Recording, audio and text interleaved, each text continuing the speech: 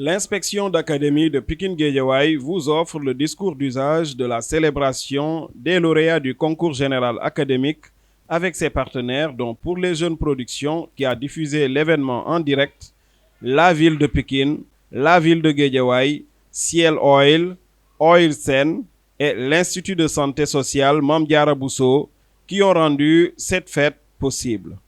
On a un discours d'usage qui sera lu cette année par Madame Aïssatou Boy Diop Ba.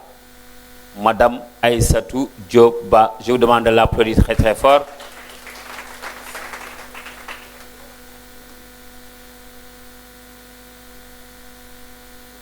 Du département de Pikine.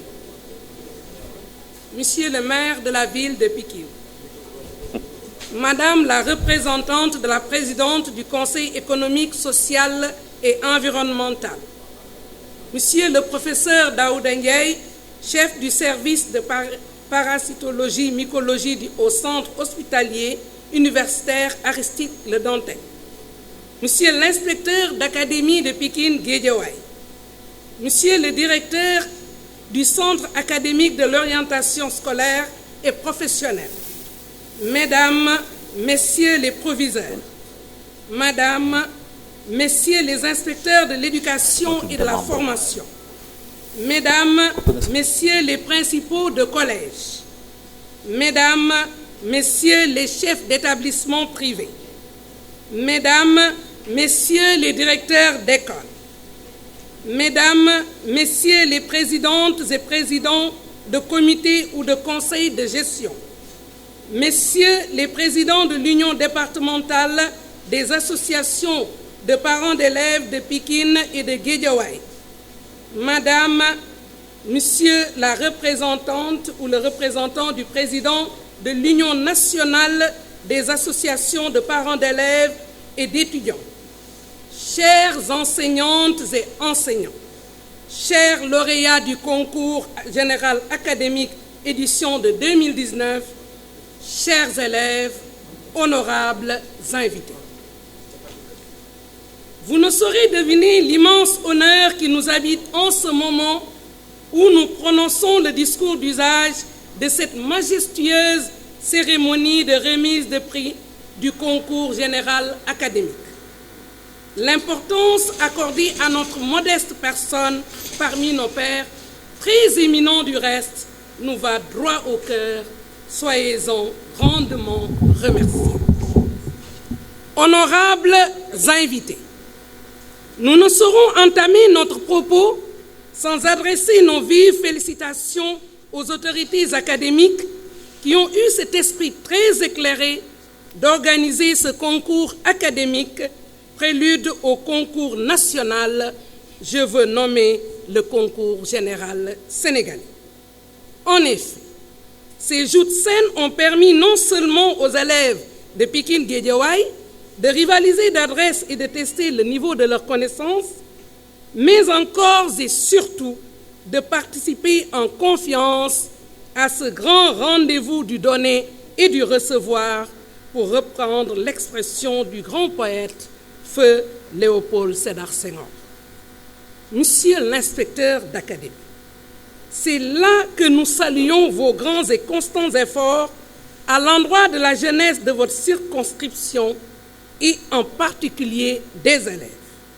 En effet, beaucoup d'entre ces derniers, issus de familles aux revenus très modestes, ne cessent de bénéficier de votre appui matériel et moral. Grâce au soutien des élus locaux, nos bibliothèques ont été dotées d'excellents fascicules de diverses matières, maths, français, anglais, HG, entre autres. Nous ne pourrions passer sous silence les encadrements dont bénéficient les élèves en classe d'examen sans bourse déliée avec des professeurs très aguerris. Votre participation aux excellents résultats de la banlieue lui permettant de se hisser aux premières loges de l'excellence à l'échelle nationale est donc à saluer. Merci encore. Chers lauréates et lauréats, très fiers de vous, nous le sommes, car vous avez honoré et vos parents, et vos professeurs, et vos établissements, et votre inspection d'académie, et vos édiles, et votre nation tout entière. Arborez donc fièrement votre réussite. Seul le travail paie, c'est le secret de tout couronnement. Ne baissez surtout jamais les bras, creusez, fouillez, bêchez, ne laissez nulle place où la main ne passe et repasse, reprenant les dires de Jean de La Fontaine dans sa fable « Le laboureur et ses enfants ». Honorables invités, mesdames et messieurs, pour cette présente édition, la 3e précisément, choix ne pouvait être plus idoine que de parler du rôle de l'enseignant dans le renforcement des valeurs civiques, morales et environnementales, dans un contexte très marqué par la dégradation manifeste de nos valeurs les plus sacrées, faisant la grandeur de nos structures sociales, facteur d'équilibre et donc de bonheur. C'est un secret de Polichinelle aujourd'hui qu'il urge de remettre les pendules à l'heure pour que chacun de nous soit un véritable patriote, donc un citoyen du terme. La jeunesse étant l'avenir, vous conviendrez avec nous que ce sera avec elle et par elle que s'effectueront inéluctablement ces changements, voire ces renforcements dont nous parlons. Comme le stipule ce dicton latin, fabricando fit faber, comprenez que c'est en forgeant qu'on devient forgeron. Mesdames et messieurs, renforcer, c'est solidifier. Ce qui revient à dire qu'il y a déjà des prérequis, qu'il convient tout simplement de fortifier. Se posent alors avec acuité les questions suivantes. Pourquoi ce besoin? Quel rôle l'école peut-elle y jouer? Quels obstacles se dressent sur son chemin? L'homme a besoin de repères pour vivre harmonieusement dans son milieu. Et cela, notre poète comique latin Terence le souligne clairement dans sa pièce intitulée « Eotonti merumenos », l'homme qui se châtie lui-même en ces termes. « Je suis homme et rien de ce qui est humain ne m'est étranger. » Chaque homme se réfère aux lois et règlements en vigueur dans sa communauté. Le moindre écart est sanctionné le plus souvent sévèrement. D'ailleurs, c'est là toute la pertinence du roman au programme de terminale « L'étranger » d'Albert Camus. Marcel, le personnage narrateur, pour n'avoir manifesté aucun sentiment de désolation lors du trépas de celle qui lui a donné le jour, sera condamné à mort et par la société et par la justice. Pourtant, il a été arrêté pour avoir tué un Arabe. Toute civilisation enseigne donc le respect des normes établies, l'honnêteté, la bonne conduite. Nous pouvons comprendre alors pourquoi les voleurs et autres brigands sont considérés comme des parias.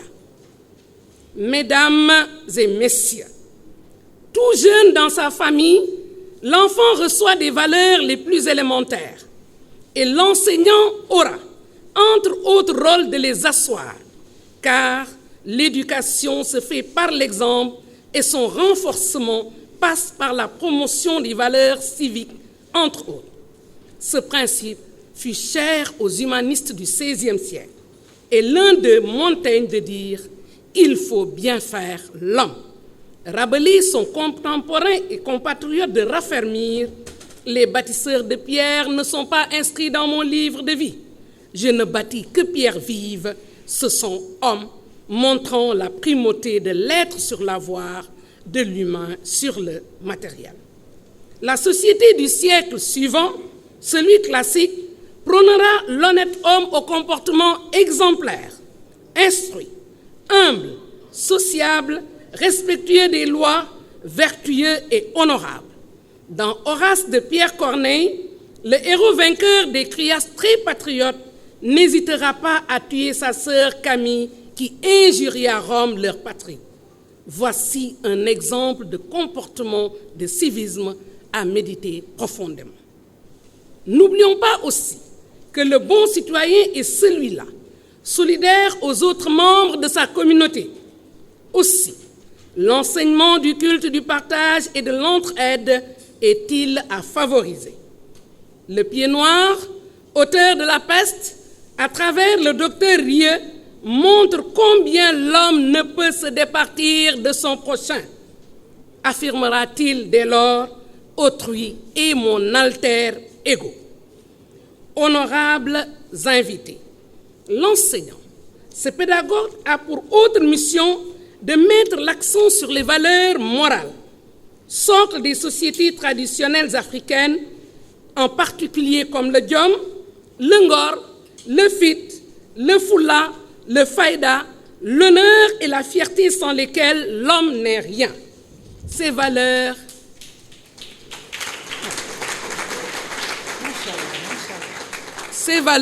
permettent de juger bonnes ou mauvaises les actions de l'être humain. Les dramaturges et autres spécialistes de l'histoire africaine n'ont pas manqué de les mettre en exergue dans leurs œuvres. Djibril Tamsir Niane, dans Sundiata ou l'épopée mondaine, nous présente ce héros légendaire pétri de dignité, persévérant, qui, malgré son infirmité, pour laver l'affront fait à sa mère, déracina le baobab pour le replanter devant sa porte, c'est-à-dire celle de sa mère. Albouri, le grand Bourba Diolof, préféra l'exil à l'esclavage pour préserver l'honneur de sa lignée et de tout son peuple. Tout comme Cheikh Aliou Ndao, notre autre compatriote Alioune Badara Bèye, dans Nder en flammes, revient sur la bravoure de ces femmes wallo-wallo qui ont préféré mourir plutôt que de tomber entre les mains des morts du Trarza en l'absence de leur homme. Par ailleurs, nos guides religieux n'ont pas manqué de mettre l'accent sur ces valeurs. Référons-nous au grand chef Ahmadou Bamba, qui incite les jeunes, où qu'ils soient, quelles que soient les circonstances, à bien se conduire. Ainsi, dans sa chassida intitulée Kun Katiman, il conseille à tout jeune de faire fi de toute mondanité, de faire preuve de patience et de courage dans la quête du savoir. Entre autres, écrira-t-il, ne te plains pas tout le temps des épreuves qui t'accablent. Sois courageux et agis de telle sorte que les gens croient que tu ne manques de rien. Sache que Dieu élève son serviteur qui fait preuve de patience. Toi qui cherches le savoir, ne cherche pas en même temps l'argent, car le Créateur pourvoit aux besoins de celui qui est en quête de connaissance. Fin de citation. Merci.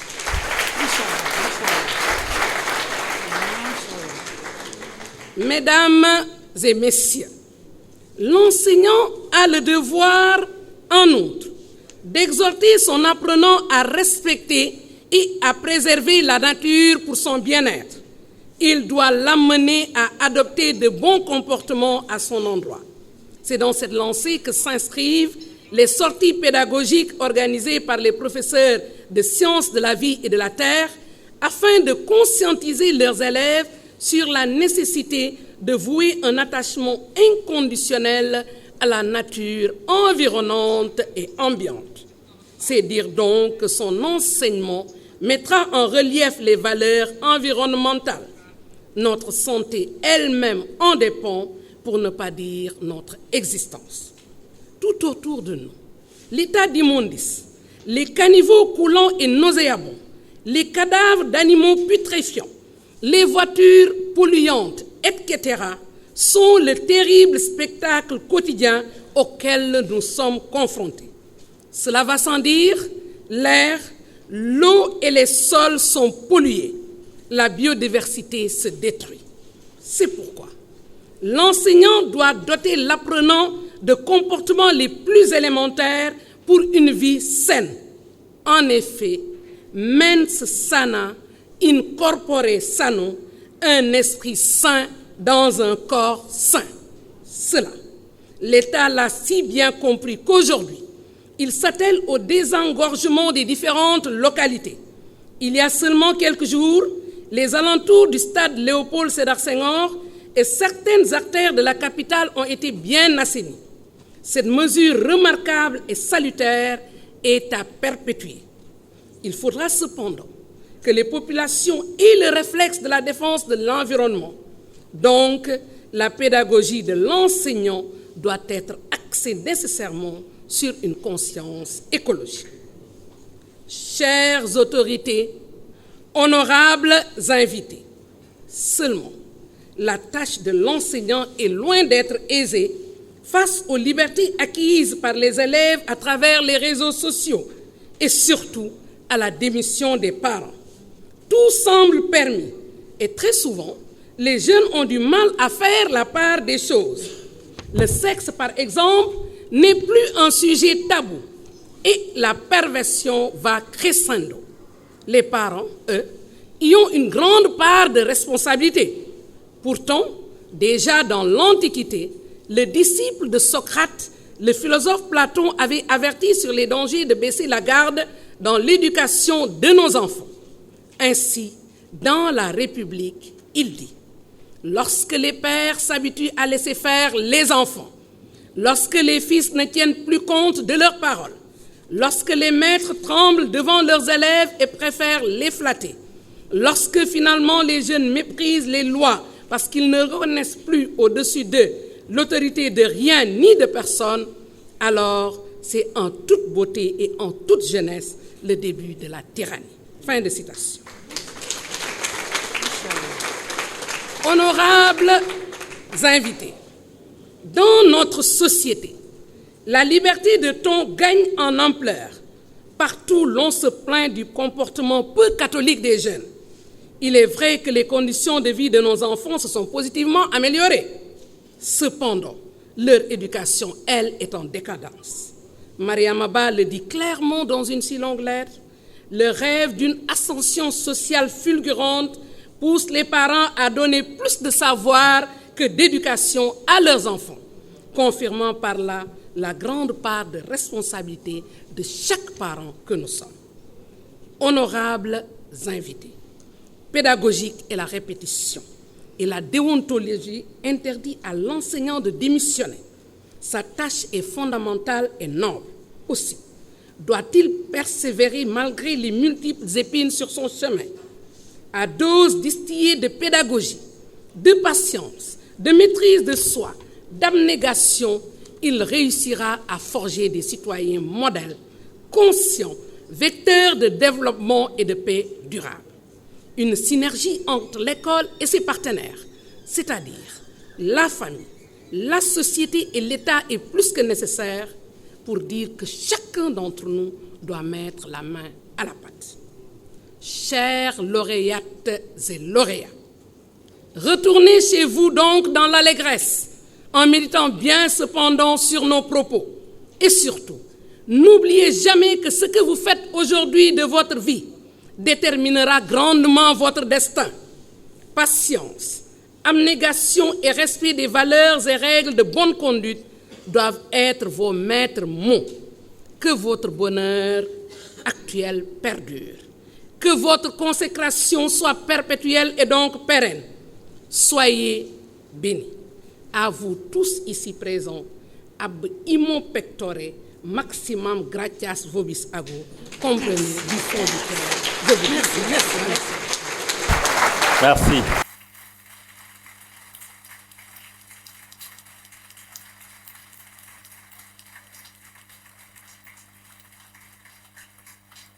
Encore les gars, il faut l'applaudir très très fort.